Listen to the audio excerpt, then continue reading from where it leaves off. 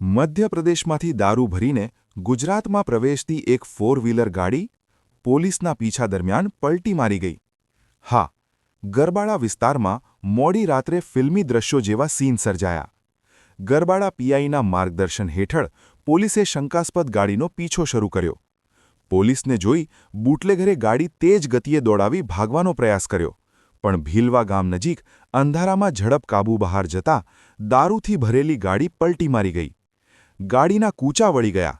મોટો અકસ્માત સર્જાયો, પરંતુ અંધારાનો લાભ લઈ બુટલેગર ગાડી છોડી સ્થળ પરથી ફરાર થઈ ગયો. પોલીસે તરત જ સ્થળ પર પહોંચી કાર્યવાહી હાથ ધરી. ગાડીમાંથી 3 લાખથી વધુનો વિદેશી દારૂ જપ્ત કર્યો અને કુલ 8 લાખથી વધુનો મુદ્દામાલ કબજે લીધો. પલટી મારેલી ગાડીને ઊભી કરવા માટે જેસીબી મશીનની મદદ લેવાઈ.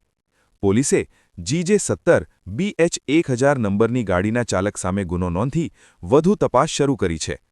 મધ્યપ્રદેશમાંથી ગુજરાતમાં દારૂ ઘુસાડવા બુટલેગરો અવનવા કિમિયા અજમાવે છે, પણ ગરબાડા પોલીસની સક્રિય કામગીરીથી હવે બુટલેગરોમાં ફફડાટ મચી ગયો છે.